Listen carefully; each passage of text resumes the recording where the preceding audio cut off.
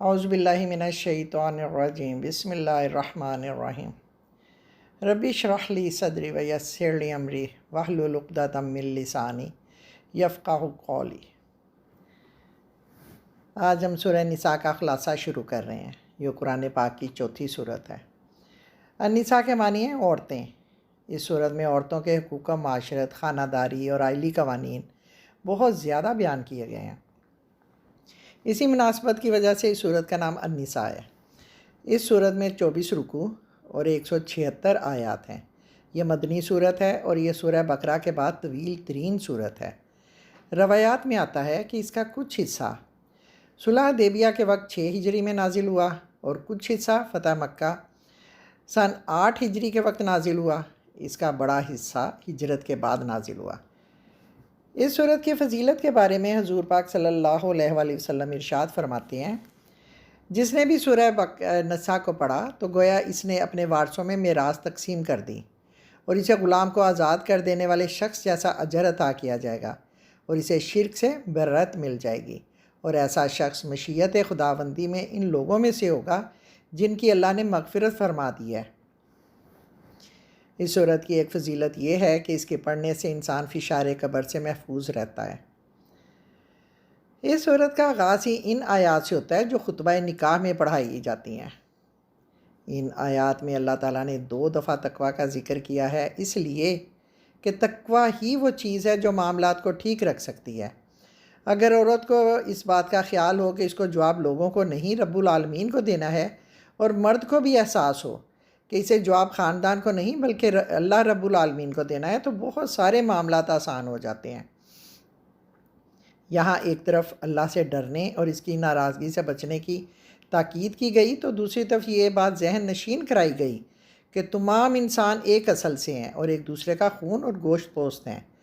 یہ خطاب تمام انسانوں سے ہے، وہی تو ہے جس نے ان کی تخلیق کی ہے، اور پھر اس نے ان سب انسانوں کو ایک ہی جان سے پیدا کیا۔ وہ پہلی جان، وہ پہلے انسان حضرت آدم علیہ السلام تھے۔ یہاں کہا جا رہا ہے اسی جان سے اس کا جوڑا بنایا۔ عام طور پر جو بات اہل تفسیر بیان کرتے ہیں اور جو بائبل اور تلمود میں بھی بیان کی گئی ہے، وہ یہ ہے کہ حضرت حوا کو حضرت آدم علیہ السلام کی دائیں جانب کی 13ویں پسلی سے پیدا کیا گیا تھا، لیکن قرآن پاک اس بارے میں بالکل خاموش ہے۔ پھر ان دونوں سے سلسلہ نسب چلا کر بہت سے مرد اور عورتوں کو پوری دنیا میں پھیلا دیا۔ یہ تمام انسان صرف ایک ہی باپ آدم سے پھیلے ہیں۔ کہا جاتا ہے کہ اس خدا سے ڈرو جس کا واسطہ دے کر تم ایک دوسرے سے اپنا حق مانگتے ہو، جس کے نام پر ایک دوسرے سے سوال کرتے ہو، ایک دوسرے کے ساتھ معاہدے کرتے ہو، تم اس کے نام کی قسمیں کھاتے ہو، ایک دوسرے کے ساتھ نکاح کرتے ہو۔ غرض آپس کے تعلقات میں صلہ رحمی کا خیال رکھیں، ان کے حقوق کی پامالی اور ان میں ظلم سے بچیں، رشتہ میں اذیت نہ دیں، رشتہ داروں کے جذبات مجروح نہ کریں بلکہ ان کا احترام کریں، رشتے کو محبت دیں اور محبت کے سایہ میں رہیں۔ یقین جانو کہ اللہ تم پر نگرانی کر رہا ہے، اور اللہ کی نگرانی کس قدر ہولناک ہوتی ہے۔ وہ رب ہے، خالق ہے، اس سے کوئی بات، کوئی عمل چھپ نہیں سکتا۔ اب یہاں ان لوگوں کو حکم دیا جا رہا ہے جو کہ یتیموں کے مال کے نگران ہیں۔ یتیموں کے بارے میں ہم پہلے بھی پڑھ چکے ہیں کہ جب یتیم بالغ ہو جائیں تو ان کی پوری دولت انہیں لوٹا دی جائے، ان کے مال ان کے حوالے کر دیے۔ ایسا نہ کرنا کہ اس خوف سے ان کے مال جلدی جلدی کھا جاؤ کہ وہ بڑے ہو کر اپنے حق کا مطالبہ کریں گے، اور ایسا بھی نہ کرنا کہ یتیموں کا مال دیتے وقت اچھی اراضی خود رکھ لو اور کم درجے والی اراضی انہیں دے دو۔ اسی طرح اچھے مویشی خود رکھ لو اور بیکار مویشی انہیں دے دو، ردی مال انہیں دے دو اور قیمتی مال اپنے پاس رکھ لو۔ یتیموں کی سب یا دولت کا کچھ حصہ بھی اپنی دولت کے اندر ملا کر بالکل نہ کھاؤ۔ اللہ کے نزدیک یہ گناہ کبیرہ ہے۔ اللہ تعالیٰ تمہیں اس گناہ کبیرہ سے متنبہ کر رہا ہے۔ اس آیت کے نزول کے بعد یتیموں کے اولیاء نے اس قدر احتیاط شروع کر دی کہ یتیموں کے مال کو اپنے مال سے علیحدہ کر دیا گیا، ان کا کھانا پینا جدا کر دیا گیا تاکہ صحابہ اکرام اس گناہ کبیرہ سے بچ جائیں۔ حضرت عروہ بن زبیر سے روایت ہے کہ انہوں نے حضرت عائشہ سے دریافت کیا کہ اس آیت اگر تم یتیموں کے ساتھ بے انصافی کرنے سے ڈرتے ہو کا مفہوم کیا ہے؟ حضرت عائشہ رضی اللہ تعالیٰ عنہ فرماتی ہیں، جو یتیم بچیاں لوگوں کی سرپرستی میں ہوتی تھیں ان کے مال یا ان کے حسن و جمال کی وجہ سے، یا اس خیال سے کہ اس کا کوئی سرپرست تو ہے نہیں، جس طرح ہم چاہیں گے دبا کے رکھیں گے، وہ ان کے ساتھ خود نکاح کر لیتے تھے بغیر حق مہر ادا کیے، اور پھر ان پر ظلم کیا کرتے تھے۔ اس آیت میں اللہ تعالیٰ نے ان اولیاء کو، ان سرپرست لوگوں کو یہ حکم دیا کہ وہ ان یتیموں سے صرف اس صورت میں نکاح کر سکتے ہیں جب ان کے ساتھ عدل کر سکیں اور ان کو ان کے معیار کے مطابق حق مہر ادا کر سکیں۔ اگر وہ یہ نہیں کر سکتے تو دوسری عورتوں سے نکاح کر لیں۔ اس آیت کے نزول کے بعد لوگوں نے حضور پاک صلی اللہ علیہ وآلہ وسلم سے فتویٰ پوچھا، تو اس پر سورہ نساء ہی کی آیت نمبر 127 نازل ہوئی۔ لوگ تم سے عورتوں کے بارے میں فتویٰ پوچھتے ہیں، کہو اللہ تمہیں ان کے بارے میں فتویٰ دیتا ہے اور ساتھ ہی وہ احکام بھی یاد دلاتا ہے جو پہلے سے تم کو اس کتاب میں سنائے جا رہے ہیں، یعنی وہ احکام ان یتیم لڑکیوں کے متعلق ہیں جن کے حق تم ادا نہیں کرتے اور جن کے نکاح کرنے سے تم باز رہتے ہو یا لالچ کی بنا پر ان سے خود نکاح کر لینا چاہتے ہو، اور وہ احکام جو ان بچوں کے متعلق ہیں جو بیچارے کوئی زور نہیں رکھتے۔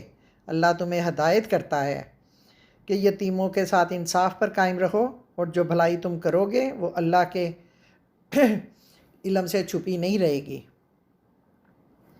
زمانہ جاہلیت میں نکاح کی کوئی حد نہیں تھی، ایک شخص 10 بیویاں کر لیتا تھا، پھر وہ ان کے ساتھ ظلم و زیادتی کرتے تھے۔ اس پر اللہ تعالیٰ نے نکاح کے لیے 4 بیویوں کی حد مقرر کر دی اور فرمایا کہ ظلم اور بے انصافی سے بچنے کی صورت یہ ہے کہ 1 سے لے کر 4 تک اتنی بیویاں کرو جن کے ساتھ تم عدل کر سکو۔ بخاری میں روایت ہے کہ طائف کا رئیس اعلان ابن سلمہ جب اسلام لایا تو اس وقت اس کی 10 بیویاں تھیں۔ اسے حضور صلی اللہ علیہ وآلہ وسلم نے حکم دیا، ان میں سے 4 کو چن لو اور باقی کو چھوڑ دو۔ ابو داؤد میں روایت ہے کہ عمیر اسدی نے فرمایا، جس وقت میں نے اسلام قبول کیا میری 8 بیویاں تھیں۔ میں نے اس کا تذکرہ حضور سے کیا تو آپ نے فرمایا ان میں سے 4 کو چن لو۔ امام شافعی رحمۃ اللہ نے اپنی مسند میں فرمایا ہے کہ اسی طرح ایک شخص نوفل بن معاویہ کی 5 بیویاں تھیں، آپ نے اسے حکم دیا کہ ان میں سے ایک کو چھوڑ دے۔ اسلام نے بیویوں کی تعداد پر پابندی عائد کی اور حکم دیا کہ کوئی مسلمان اس حد سے آگے نہیں بڑھ سکتا، یعنی وہ صرف 4 بیویوں کی حد تک جا سکتا ہے۔ اس کے ساتھ اسلام نے ایک اور پابندی عائد کر دی، وہ یہ کہ اگر بیویوں کی تعداد 1 سے زیادہ ہو تو ان کے درمیان مکمل عدل اور انصاف کرنا بھی فرض ہے۔ اگر کوئی یہ سمجھتا ہے کہ وہ انصاف نہیں کر سکے گا تو اس پر لازم ہے کہ وہ ایک ہی بیوی کرے۔ اسلام نے اس معاملے کو مرد کی خواہش پر نہیں چھوڑ دیا، بلکہ اس سے عدل و انصاف کے ساتھ مشروط کر دیا ہے۔ اس عدل و انصاف سے مراد معاملات زندگی، نان و نفقہ، معاشرتی سلوک اور مباشرت میں عدل ہے۔ زندگی کے دوسرے معاملات میں بھی عدل اور مساوات کی جائے کہ کسی ایک بیوی کی حیثیت دوسری بیوی سے کم نظر نہ آئے، کسی ایک کو دوسری بیویوں پر ترجیح نہ دی جائے۔ ابو داؤد کی روایت ہے کہ آپ صلی اللہ علیہ وآلہ وسلم کا معمول تھا کہ ہر روز آپ تمام ازدواج مطہرات کے گھروں میں جو پاس تھے تشریف لے جاتے، ہر ایک کے پاس تھوڑی دیر ٹھہرتے، جب ان کا گھر آ جاتا جن کی باری ہوتی تو رات کو وہیں قیام فرماتے۔ بعض روایتوں میں ہے کہ جن کی باری ہوتی تھی انہی کے گھر پر تمام ازدواج مطہرات آ جاتی تھیں اور دیر تک صحبت رہتی تھی اور رات ہوتے ہی سب رخصت ہو جاتی تھیں۔ آپ اپنی تمام ازدواج مطہرات کی خاطرداری فرماتے، ان کی نازک مزاجیاں برداشت کرتے تھے۔ حضور صلی اللہ علیہ وآلہ وسلم باوجود اس کے کہ تمام انسانوں میں افضل تھے اور آپ کے تمام ساتھیوں کو معلوم تھا کہ آپ کو حضرت عائشہ رضی اللہ تعالیٰ عنہ کے ساتھ زیادہ محبت تھی، اس لیے کہ کسی شخص کو اپنے دل پر کنٹرول نہیں ہوتا۔ آپ نے فرمایا، دل تو اللہ میاں کی 2 انگلیوں کے گرفت میں ہوتے ہیں اور یہ اللہ میاں کی مرضی ہوتی ہے کہ وہ دلوں کو جس طرح پھیر دے۔ آپ اس معاملے میں اللہ سے فرمایا کرتے تھے، اللہ یہ تو وہ تقسیم ہے جو میرے کنٹرول میں ہے اور میں نے کر دی ہے، بس مجھے اس معاملے میں ملامت نہ کرنا جس پر مجھے کنٹرول نہیں، جو تیرے ہاتھ میں ہے۔ ایک دفعہ چند ازواج مطہرات نے حضرت فاطمہ الزہرا کو سفیر بنا کر حضرت کی خدمت میں بھیجا۔ حضرت فاطمہ نے آپ کی خدمت میں عرض کی کہ تمام ازواج مطہرات نے مجھے وکیل بنا کر بھیجا ہے کہ آپ ابو بکر کی بیٹی کو ہم پر ترجیح کیوں دیتے ہیں؟ آپ نے ارشاد فرمایا، جانے پیدر، کیا تم اس کو نہیں چاہتی جس کو میں چاہتا ہوں؟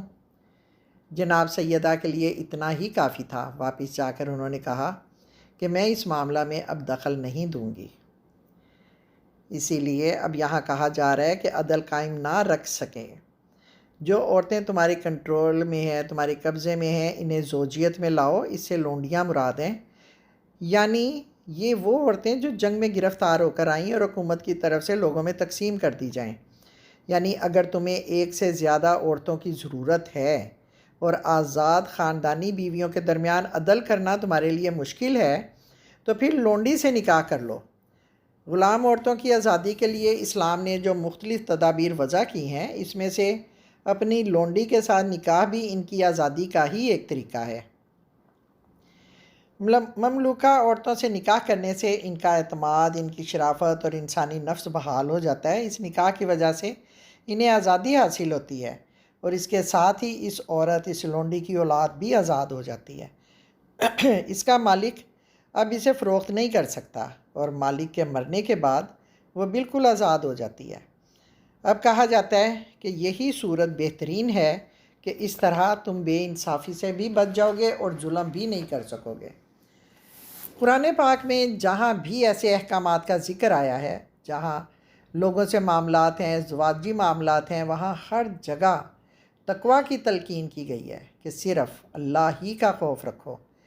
اللہ کا خوف ہوگا تو زندگی بہت آسان ہو جائے گی۔